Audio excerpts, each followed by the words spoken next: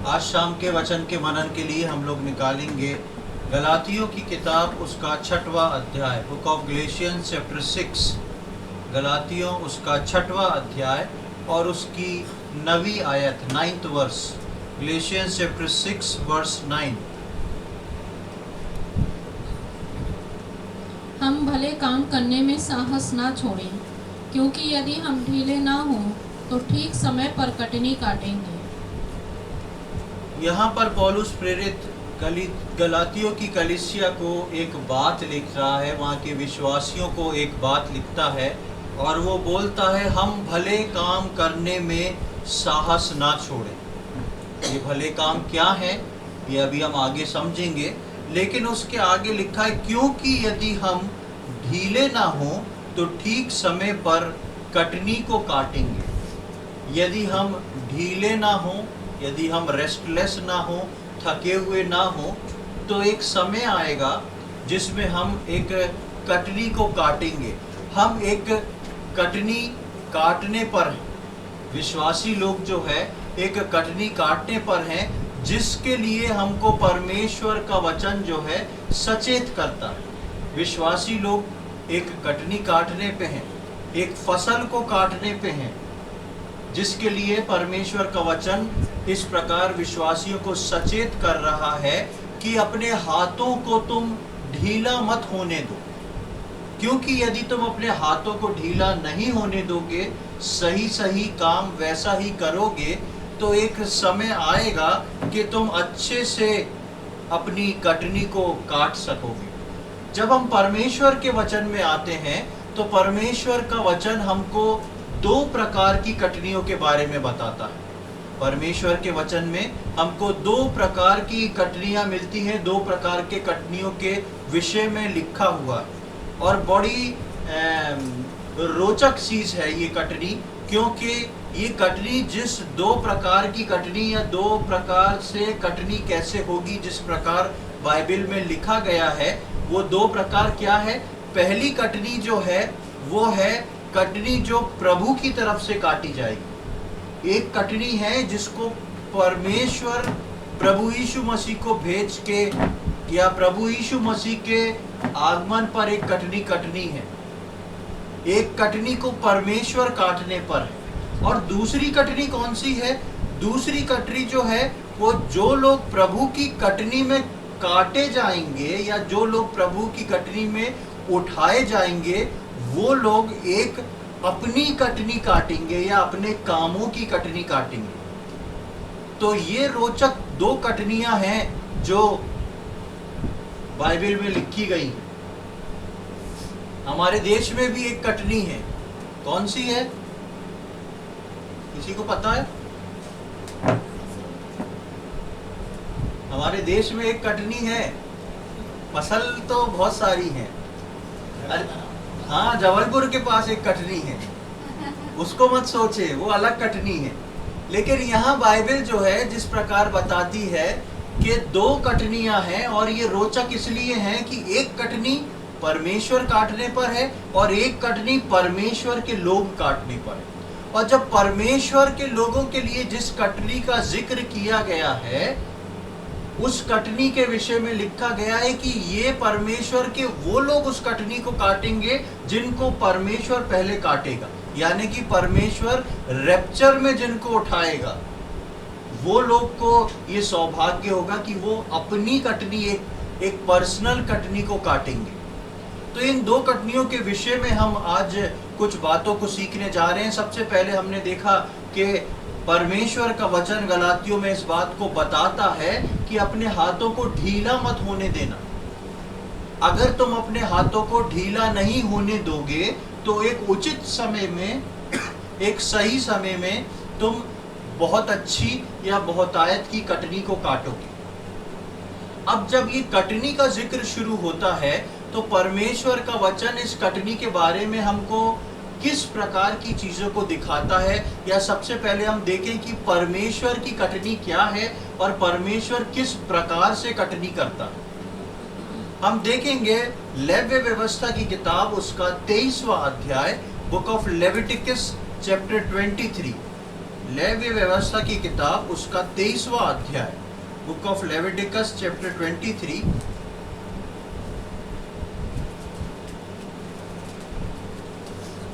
और उसका 9 से लेके 11 तक हम पढ़ेंगे। लेव व्यवस्था उसका 23वां अध्याय और उसकी 9वीं आयत से लेके 11वीं आयत तक। फिर यहोवा ने मूसा से कहा, इस्राएलियों से कह कि जब तुम उस देश में प्रवेश करो जिसे यहोवा तुम्हें देता है और उसमें के खेत काटो, तब अपने अपने पके खेत की पहली उपज का पूला याजक के पास ले आया करना, और वह उस पूले को यहोवा के सामने हिलाए कि वह तुम्हारे निमित्त ग्रहण किया जाए। वह उसे विश्राम दिन के दूसरे दिन हिलाए, और जिस दिन तुम पूला हिलवाओ उसी दिन 1 वर्ष का निर्दोष भेड़ का बच्चा यहोवा के लिए होम बलि चढ़ाना, और उसके साथ का अन्न बलि एपा के 2/10 अंश तेल से सने हुए मैदे का हो। वह सुखदायक सुगंध के लिए यहोवा का हव्य हो, और उसके साथ का अर्घ हीन भर की 1/4 दाख मधु हो। यहाँ पर हम देखते हैं कि किस प्रकार की चीज को परमेश्वर ने मूसा को बताने के लिए कहा था। परमेश्वर ने मूसा के लिए बोला था, मूसा को बताया था, समझाया था कि मेरे लोगों में जाके एक कटनी का जिक्र करके आओ। और वो परमेश्वर ने उनके अभ्यास में डालने के लिए इस कार्य को किया था। परमेश्वर चाहता था कि इजरायली लोग जो उसकी निज प्रजा है वो कटनी के अर्थ को समझे। क्यों परमेश्वर इस कटनी को लगवा रहा है, क्यों परमेश्वर इसको रखे हुए है, वो उसके अर्थ को समझे। और परमेश्वर इस प्रकार कहता है कि जब तुम्हारी फसल जो पूरी पकने को होंगी तो उसमें से एक मजबूत पूले को बांध के अलग करना। यानी कि एक उदाहरण के लिए जैसे गेहूं की पकी हुई फसल है, उसमें से एक पूला या एक हाथ भर का हिस्सा, एक बंच जो है उसको बांध के अलग रखना। और जब वो अच्छा जो सबसे बेस्ट होगा, वो जब तुम्हारी फसल की कटनी होएगी तो सबसे पहले उसमें अपने हसुए को चला के उसको याजकों को बुला के याजक को दे देना। और वो याजक जो है तुम्हारे निमित्त जो है उसको परमेश्वर के सम्मुख बलिदान के लिए लेके जाएगा, हिलाएगा, और उससे परमेश्वर एक सुखदायक सुगंध को पाएगा और तुमको आशीषित करेगा। ये एक प्रक्रिया थी जो परमेश्वर ने मूसा के द्वारा इजरायलियों को समझाई, बताई और इजरायलियों के अंदर पूरी तरह बैठा दी। और आज भी इजरायली जो हैं इस प्रक्रिया को, इस बात को जानते हैं और इस बात को वो लोग पूरा करते हैं। परमेश्वर ने इस कटनी के विषय में जिस बात को लिखा था, बताया था, इसके पीछे एक बहुत बड़ा महत्व था। क्योंकि परमेश्वर इसी कटनी के पैटर्न पे, जो पैटर्न परमेश्वर ने बताया था, इसी कटनी के पैटर्न में परमेश्वर आगे आने वाले समय में अपने लोगों की कटनी करने वाला था। यानी कि आगे आने वाले समय में वो रैप्चर को अंजाम देने वाला था। इसलिए परमेश्वर ने इजराइल के समय से ही इस बात को इजरायलियों के अंदर बैठाया और बताया कि तुम इस काम को करना शुरू करना। तुम जब फसल की बुआई करो, इस प्रकार से फसल बो, उसमें से अच्छा हिस्सा जो है निकाल के एक पूला, एक बंच जो है वो पकने पे जो है उस पे हसुआ लगा के काट के याजकों के थ्रू जो है परमेश्वर तक पहुंचाना। और परमेश्वर जब उसको लेगा, देखेगा और तुमको उसको जलाया जाएगा, उसका सुगंधित धुआं जो है वो परमेश्वर तक पहुंचेगा और परमेश्वर उस व्यक्ति को आशीष देगा। यहाँ पर 3-4 चीजें हैं जिस पे हम मनन करेंगे। सबसे पहले आप अगर पुराने नियम की इन 5 किताबों को पढ़ेंगे तो आपको और इसके विषय में जानकारी मिलेगी। यहाँ पर परमेश्वर ने जो पूला देने को कहा था खेत से, वो था एक अच्छा पूला। आप पढ़ेंगे कि परमेश्वर के भेंट के लिए जहाँ जहाँ जिक्र है वहाँ पर हर जगह लिखा था कि जो मेमना या जो जानवर तुम परमेश्वर को चढ़ाओ वो कोई भी ऐब वाला नहीं होना चाहिए, उसके अंदर कोई भी खोट नहीं होना चाहिए। इसी प्रकार जो ये कटनी पे जो बंच एक फार्मर को या एक किसान को चढ़ाना रहता था, वो बंच जो था वो बहुत ही मजबूत और अच्छा वाला होता था। जैसे गेहूं के खेत में कई जब फसल पक जाती है, कई बालियां जो हैं कमज़ोर रहती हैं, कई बालियां मुरझा जाती हैं, कई एकदम सीधी खड़ी रहती हैं तनी, जिसको देख के हम कहते हैं कि हाँ ये एकदम मजबूत और अच्छा, उसको देख के समझ में आता कि कौन सा गेहूं है। ऐसे बंच को परमेश्वर ने बोला था कि तुम ऐसा पहले देख लेना, ऐसा जब देख लोगे तो ऐसे बंच पे एक निशानी लगा के अलग कर देना, या उसको बांध लेना, उस पे एक निशानी लगा के अलग कर देना। और जब उस पे निशानी लगा के तुम अलग कर दोगे और उसके बाद फसल पकती रहेगी, जब फसल पक जाएगी तो सबसे पहले वो जो अच्छा और मजबूत बंच था जिस पे तुमने निशानी लगा रखी थी, उसको काट के लेके आना। हम देखते हैं कि अच्छा और मजबूत पूला, निशानी और उसको प्रभु को ग्रहण होना, ये विधि से प्रभु नए नियम की कलीसिया की कटनी करने वाला था। इसलिए परमेश्वर ने इस बात को पहले से इजराइलियों के अंदर डाल दिया था, इस विधि को, इसको विधि बना के डाल दिया था।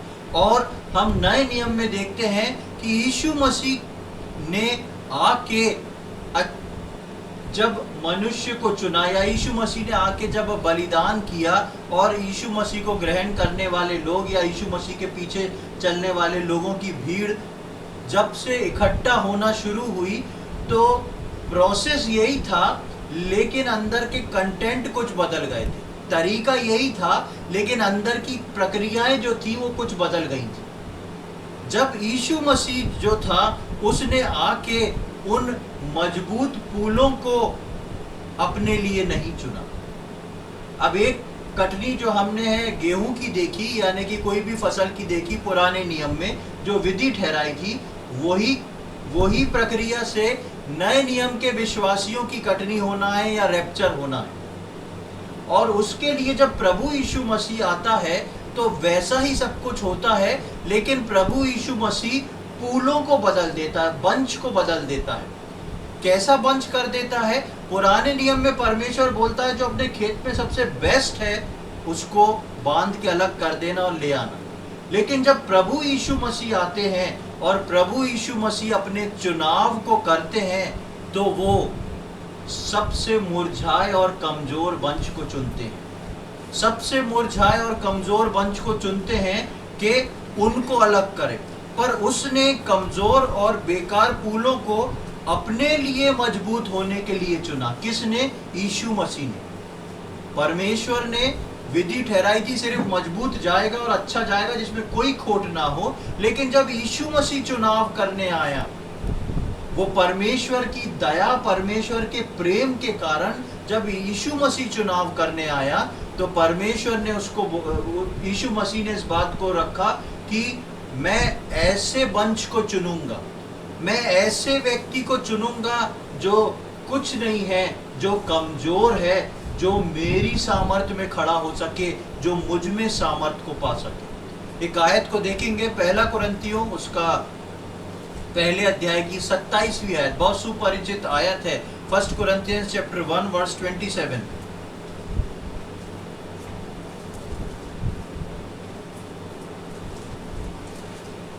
परंतु परमेश्वर ने जगत के मूर्खों को चुन लिया है कि ज्ञानवानों को लज्जित करे, और परमेश्वर ने जगत के निर्बलों को चुन लिया है कि बलवानों को लज्जित करे।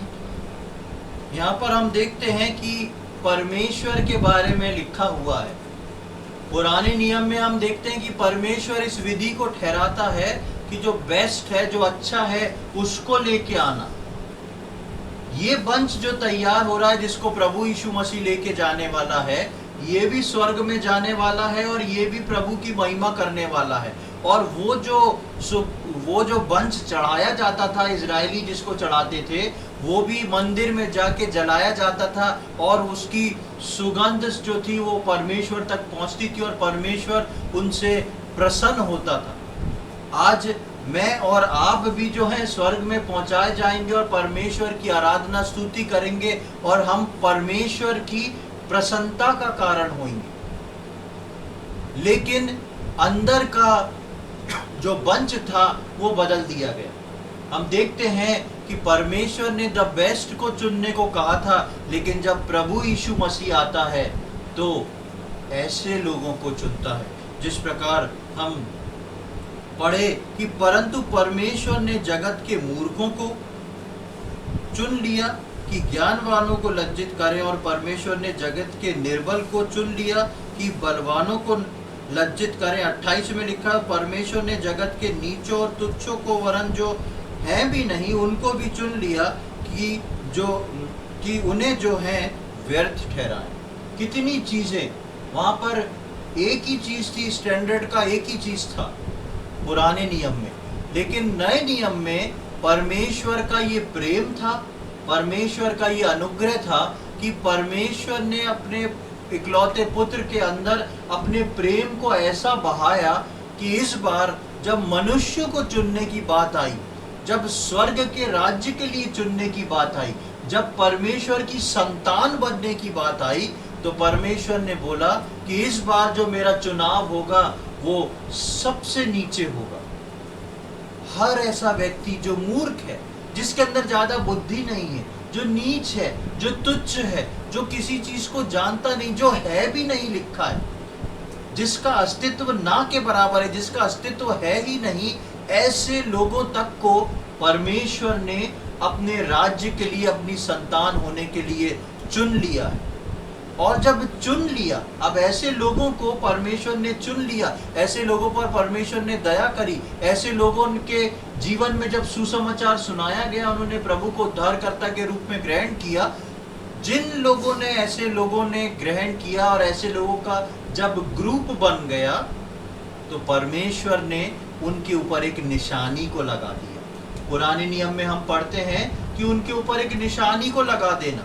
जब तुम उस खेत में अच्छे वंश को देखो तो उसको बांध के एक निशानी को लगा देना, ताकि कटनी के समय सबसे पहले उस वंश को काट के परमेश्वर के भवन में लाया जाए। नए नियम में प्रभु यीशु मसीह ने नीच, तुच्छ और जो है नहीं उनको भी चुना और उनके ऊपर एक निशानी को लगा दिया। क्या है निशानी? देखें इफिसियों उसका पहला अध्याय और उसकी 13वीं आयत। Ephesians chapter 1 verse 13।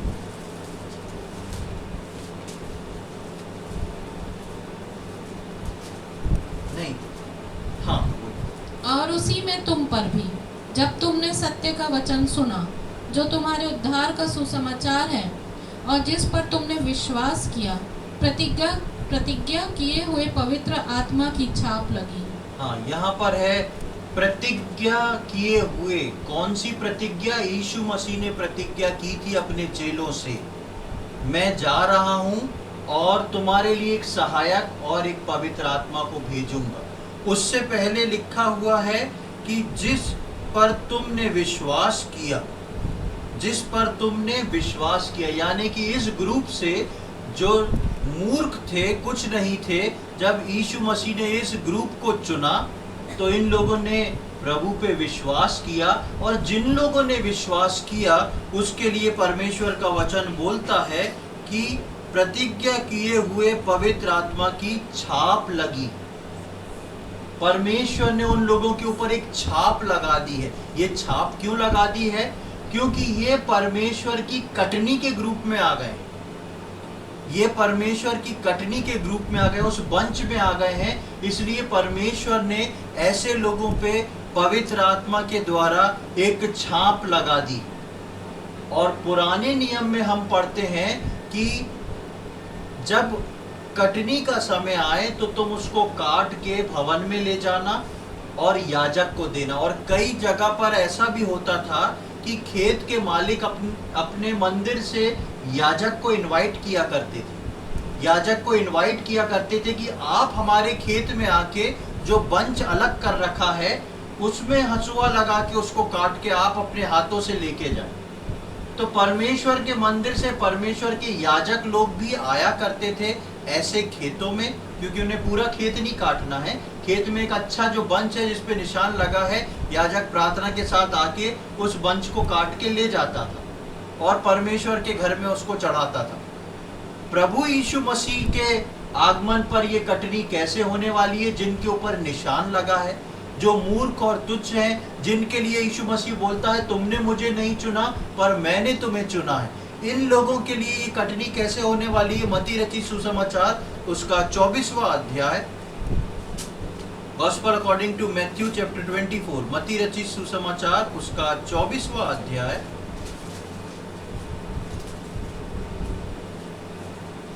और उसकी 31वीं आयत, 31 वर्स, मत्ती 24:31। वह तुरही के बड़े शब्द के साथ अपने दूतों को भेजेगा और वे आकाश के इस छोर से उस छोर तक चारों दिशाओं से उसके चुने हुओं को इकट्ठा करेंगे। यहाँ पर हम पढ़ते हैं उस रैप्चर के बारे में जिक्र है। लिखा है वो तुरही के बड़े शब्द के साथ अपने दूतों को भेजेगा। एक तुरही का बड़ा शब्द होगा। पिछले दिनों में हम उस शब्द के ऊपर मनन कर चुके हैं। तुरही की आवाज, तुरही का शब्द दोनों होंगे। और लिखा है कि जैसे ही वो होगा, वो प्रभु जो है अपने दूतों को भेजेगा कि वो पृथ्वी पर से उसके और वे आकाश के इस छोर से उस छोर तक चारों दिशाओं से उसके चुने हुओं को इकट्ठा करेंगे। एक छोर से लेकर दूसरे छोर तक उसके चुने हुए कौन हैं? जिनके ऊपर निशानी लगी हुई है, जो पवित्र आत्मा से जिनके ऊपर निशान लगा हुआ है। ये लोगों को दिक्कत नहीं है, जो निशान लगे हुए उनकी कटनी को काटेंगे और उनको ये उठा के ले जाएंगे, या रैप्चर के समय ऐसे विश्वासी जो है उठा लिए जाएंगे। तो हम देखते हैं ये प्रभु की कटनी है और इस कटनी में जो उठेंगे वो अपनी एक खुद की कटनी की काट के साथ ले जाएंगे। ये जो हमने प्रोसेस देखा, ये परमेश्वर की कटनी थी, जो पुराने नियम में परमेश्वर ने इसको एक थ्योरी के रूप में दी, और यही कटनी नए नियम के विश्वासियों के लिए प्रैक्टिकल रूप से परमेश्वर इस कटनी को करने जा रहा है। इस कटनी में चुने हुए लोग परमेश्वर के हैं, वो वंश जो है वो परमेश्वर का है, परमेश्वर की ओर से चुना गया है, और काटने को हसुआ भी परमेश्वर के दूत लगाने वाले हैं। इसकी कटनी परमेश्वर करने वाला है। अब इस कटनी में जिन विश्वासियों को हसुआ लग गया, या इस कटनी में जो विश्वासी काटे गए या उठा लिए गए, उन विश्वासियों के पास ये सौभाग्य होगा कि वो अपनी एक पर्सनल कटनी काटे, जिसके विषय में हमने गलातियों में शुरू में पढ़ा। वो अपनी एक खुद की कटनी भी काट के साथ ले जाएंगे। कौन? वो विश्वासी जो काटे गए हैं, और उस कटनी का फल जो है वो अपने साथ में लेके जाएंगे। उस कटनी का फल जो है वो अपने साथ में लेके जाएंगे अंत के दिनों में। अब क्यों इस बात को समझे कि क्यों गलातियों में पौलुस प्रेरित इस बात को बता रहा है कि आपको सावधान होना जरूरी है। क्योंकि वहां पे लिखा है यदि तुम्हारे हाथ ढीले ना पड़े। दैट मीन्स कि उस समय पे, कटनी के समय में के पहले से कई विश्वासियों के हाथ ढीले होना शुरू हो जाएंगे। कई विश्वासियों के हाथ जब ढीले होंगे तो वो अपनी कटनी काटने पे मजबूर हो जाएंगे, या उस तरीके से अपनी कटनी तैयार की हुई चीज की अपनी कटनी को काट नहीं पाएंगे। हम देखते हैं कि अंत के दिनों में शैतान विश्वासियों के हाथ पर जोर डालकर कमजोर करने की कोशिश करेगा। अंत के समय में शैतान उन विश्वासियों पे जिनके ऊपर चिन्ह लगे हुए हैं, उनके हाथों के ऊपर जोर डालेगा, दबाव बनाएगा, और दबाव बना के उनको कमजोर करने की कोशिश करेगा, ताकि हमारे हाथ ढीले हो जाएं, क्योंकि वो जानता है कि हमारी कटनी का समय आ चुका है। अंत के समय में शैतान जो है विश्वासियों के हाथों को भारी करना शुरू करेगा। अंत के समय में शैतान जो है विश्वासियों के हाथों को थकाना शुरू करेगा। अंत के समय में शैतान जो है विश्वासियों के हाथों को कमजोर करना शुरू करेगा, ताकि ये अंत की कटनी के लिए और चीजों को जमा ना कर सके, और जहां तक हो सके ये लोग बैकस्लाइड होके पीछे चले जाएं। इसलिए पौलुस प्रेरित जो है गलातियों को लिखता है कि यदि हमारे हाथ ढीले ना पड़े, हमको अपने हाथों को मजबूत करने की जरूरत है और इस बात को समझने की जरूरत है, कलीसिया को इस बात को समझने की जरूरत है कि मैं और आप उस अंत के समय में रह रहे हैं और इन अंत के समय में बेशक परमेश्वर अपनी कटनी काटने पे है जिसमें मैं और आप सम्मिलित हैं, हर उद्धार पाया हुआ व्यक्ति सम्मिलित है। लेकिन यदि मेरे और आपके हाथ ढीले पड़ गए तो परमेश्वर तो अपनी कटनी काटेगा लेकिन मैं और आप अपनी कटनी नहीं काट पाएंगे। ये मेरे और आपकी कटनी जो है ये एक आत्मिक कटनी है, एक ऐसी कटनी है जो आत्मा की बातों की है या विश्वास में आने के बाद जो हमने कमाया है वो कटनी। एक वापस हम गलातियों में आएंगे उसके 6वें अध्याय में जो हमने अभी पढ़ा था, उसकी 9वीं आयत जो हमने पढ़ी थी, वहां लिखा है हम भले काम करने में साहस ना छोड़ें क्योंकि यदि हम ढीले ना हो तो ठीक समय पर कटनी काटेंगे। यहाँ पर लिखा है ठीक समय। ठीक समय क्यों लिखा है? एक ठीक समय है परमेश्वर का जिस समय परमेश्वर अपनी कटनी काटेगा, और उसके एक बाद का समय है जिसमें बची कुची कटनी कटेगी जो रैप्चर में छूट जाएंगे और छूटने के बाद परमेश्वर की दुहाई देंगे। विश्वासियों को परमेश्वर ने रखा है सही समय पे सही कटनी में कटने के लिए। एक सही विश्वासी जो है अपने जीवन में सही कटनी का इंतजार करता है कि जब परमेश्वर पहली कटनी काटे, जब प्रभु यीशु मसीह अपने दूतों को भेजे कि जाओ स्वर्ग के एक कोने से लेके दूसरे कोने तक पृथ्वी पे जो कुछ है जिस पे मेरा निशान लगा है उस पे जाके अपने हंसुए को लगाओ क्योंकि कटाई का समय आ चुका है। तो सही विश्वासी उसके इंतजार में रहते हैं कि पहली कटनी में मुझे कटना है, पहली कटनी में मुझको कटना जरूरी है। यदि मैं और आप पहली कटनी में नहीं कटे तो वो ठीक समय नहीं होगा, जिस प्रकार यहाँ लिखा है क्योंकि यदि हम ढीले ना हो तो ठीक समय पर कटनी में कटेंगे। अब जब इस ठीक समय पे कटनी में कट जाते हैं तो दूसरी चीज आती है हमारी अपनी पर्सनल कटनी जो हम लेके अपने साथ जाएंगे। एक आयत को देखें, इसका 7वीं और 8वीं आयत, 6वें गलातियों 6 का 7 और 8 में क्या लिखा है? धोखा न खाओ, परमेश्वर ठट्ठों में नहीं उड़ाया जाता, क्योंकि मनुष्य जो कुछ बोता है वही काटेगा। क्योंकि जो अपने शरीर के लिए बोता है वह शरीर के द्वारा विनाश की कटनी काटेगा, और जो आत्मा के लिए बोता है वह आत्मा के द्वारा अनंत जीवन की कटनी काटेगा। यहाँ पर परमेश्वर का वचन बताता है, उसकी शुरुआत को देखें क्या लिखा है, धोखा ना खाओ, तुम धोखा ना खाओ। ये कलीसिया को पत्र लिखा जा रहा है, पूरे संसार को नहीं लिखा जा रहा। ये कलीसिया के विश्वासियों को पत्र लिखा गया है गलातियों का, और लिखा है विश्वासियों को बोला गया है धोखा ना खाओ। और आगे लिखा है परमेश्वर ठट्टों में नहीं उड़ाया जाता। हम ये ना सोचें आज का दिन बीत गया कल सोचेंगे, कल का दिन बीत गया परसों सोचेंगे। ये तो सब सारी बातें हैं परमेश्वर के वचन से बताया जाता है, सिखाया जाता है, ऐसा होगा वैसा होगा, और परमेश्वर के वचन को सुन के हम अलग हो जाए। मैं पिछले संडे को इस बात को प्रीच कर रहा था कि यदि आप परमेश्वर के वचन को सुन रहे हैं कलीसिया में और उस वचन में आपको कुछ परमेश्वर बताता है जोड़ने और घटाने को, तो वो आपके लिए वो परमेश्वर की आज्ञा है, उसको आप लेके जाए। ये ना सोचे कि ये तो एक कॉमन सरमन था, ये कॉमन सरमन नहीं है। परमेश्वर विश्वासियों के जीवन से भेद की बातें बोलता है, अपने वचन के द्वारा उनको आज्ञा देता है कि वो अपने जीवन को ठीक ठाक कर ले। इसलिए बोल रहा है सावधान हो जाओ, धोखा ना खाओ। परमेश्वर ठट्टों में नहीं उड़ाया जाता, हंसी मजाक में ये वचन नहीं उड़ाए जा सकते। और आगे लिखा है क्योंकि मनुष्य जो कुछ बोता है, कौन सा मनुष्य, इसमें एक डिफरेंस है।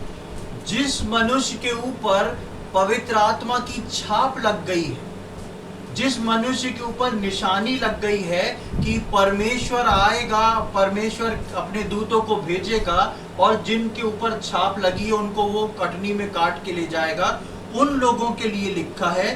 क्योंकि मनुष्य जो कुछ बोता है, ये निशान लगे वाले लोग जो कुछ बोएंगे वही काटेंगे। ये निशान लगे वाले लोग, यानी कि सरल शब्दों में हम बोलें तो विश्वासी लोग, जिन्होंने सही रीति से प्रभु यीशु मसीह को अपना उद्धारकर्ता के रूप में ग्रहण किया है, पानी में डूब के बपतिस्मा लिया है, प्रभु भोज में शामिल है, उनके ऊपर परमेश्वर ने अपनी छाप को लगा रखा है कि जिस दिन मैं आऊंगा मैं अपनी कटरी में इनको काट के ले जाऊंगा। वो लोगों के लिए लिखा है कि वो लोग सावधान हो जाएं। वो लोग, परमेश्वर के लिए लिखा है कि परमेश्वर ठट्टों में नहीं उड़ाया जाता। उन लोगों के लिए लिखा है कि वो लोग जो बोएंगे वो काटेंगे। इसलिए विश्वास में आने के बाद मुझको और आपको सावधान रहना है कि हम किन चीजों को बो रहे हैं, किन चीजों को हम अपनी पर्सनल लाइफ में बो रहे हैं, किन चीजों को हम अपनी फैमिली लाइफ में बो रहे हैं, किन चीजों को हम अपनी चर्च लाइफ में बो रहे हैं, किन चीजों को हम अपने जहां आसपास रहते हैं, अपने आस पड़ोस सामाजिक लाइफ में बो रहे हैं। दुनिया के लोगों से हमें मतलब नहीं, लेकिन जब हमारी कटनी काटने का समय आएगा और हम जब अपनी कटनी को काटेंगे तो हम ऐसे चीजों को साथ में लेके जाएंगे। क्या हम सोच के देखें, क्या मैं अपने घर में मेल मिलाप करने वाला एक व्यक्ति हूं, या मैं अपने घर में एक झगड़ा फैलाने वाला व्यक्ति हूं? मैं अपने घर में एक प्रेम बांटने वाला व्यक्ति हूँ, बुराई के बदले प्रेम बांटने वाला व्यक्ति हूँ, या मैं बुराई का बदला जो है बुराई से ही करने वाला व्यक्ति हूँ? मैं स्वभाव में गुस्से का बदला गुस्से से देने वाला व्यक्ति हूँ, क्या गुस्से का बदला प्रेम से देने वाला व्यक्ति? हर कोई छोटी से बड़ी चीज, हर चीज जिसके ऊपर निशान लग चुका है, वो विश्वासी जो बोएगा वो काटेगा। परमेश्वर का वचन बोलता है, परमेश्वर ठट्टों में नहीं उड़ाया जाता, जो बोगे वो काटोगे। 8वीं आयत बोलती है, क्योंकि जो अपने शरीर के लिए बोता है वो शरीर के द्वारा विनाश की कटनी काटेगा, और जो आत्मा के लिए बोता है वो आत्मा के द्वारा अनंत जीवन की कटनी काटेगा। इसलिए परमेश्वर का वचन जो है विश्वासियों के सामने इस विचार को रख देता है।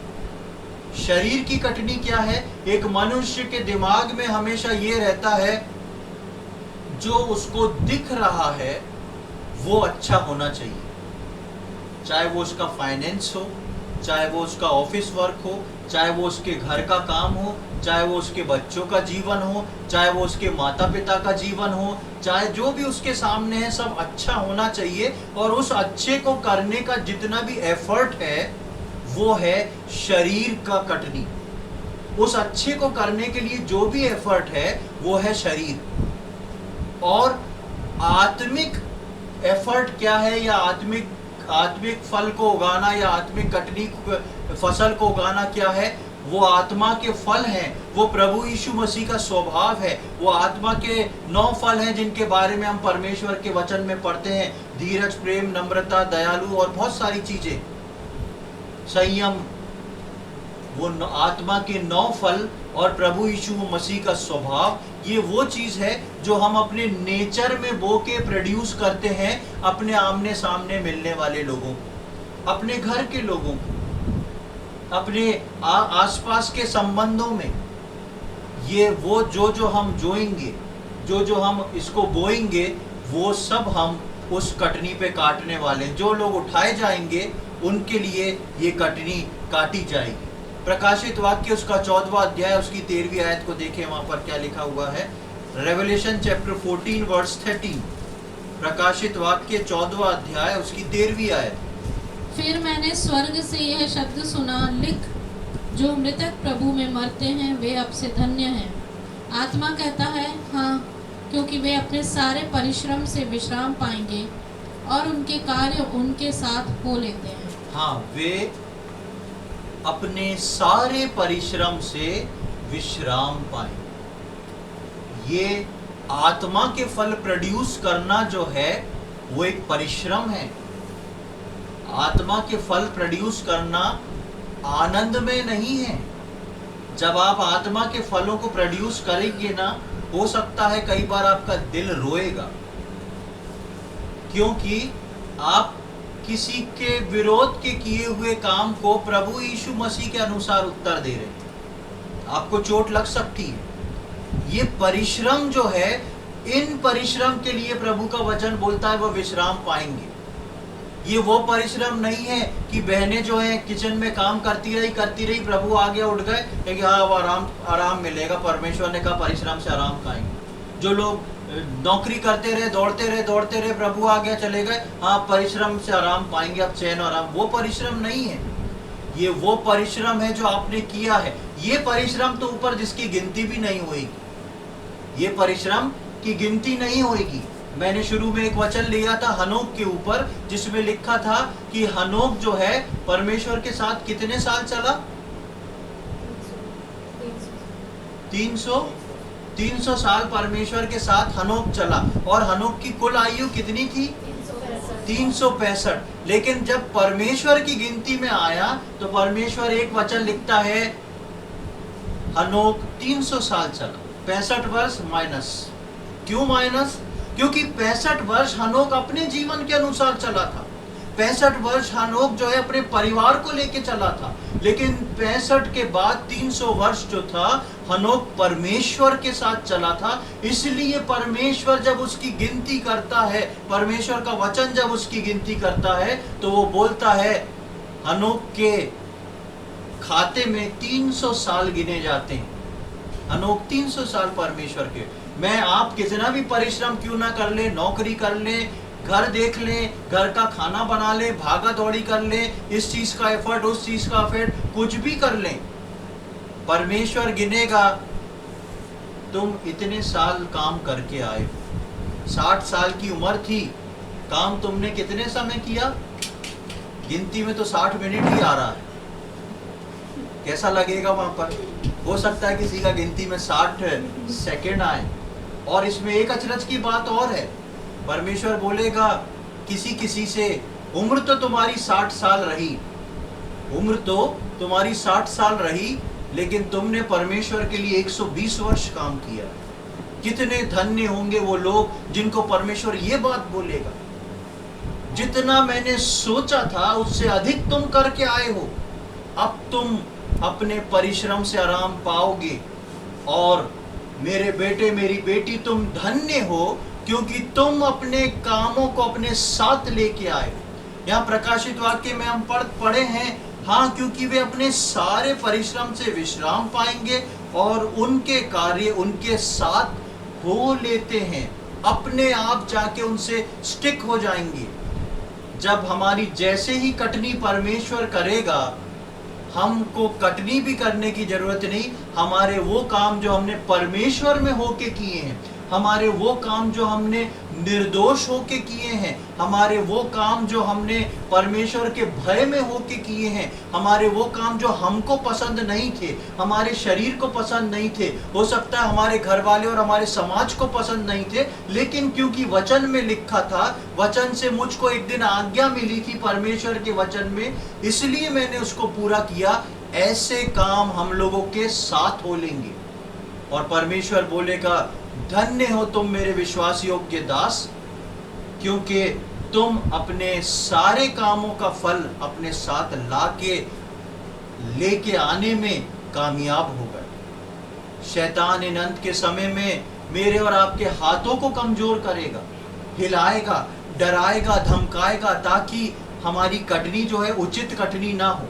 लेकिन प्रियो, जैसे जैसे प्रभु यीशु मसीह का आगमन निकट है, हम सब तैयार हो जाएं, सोच के तैयार हों कि एक कटनी परमेश्वर काटेगा, पहले उस कटनी के प्रति विश्वास योग्य और वफादार रहें।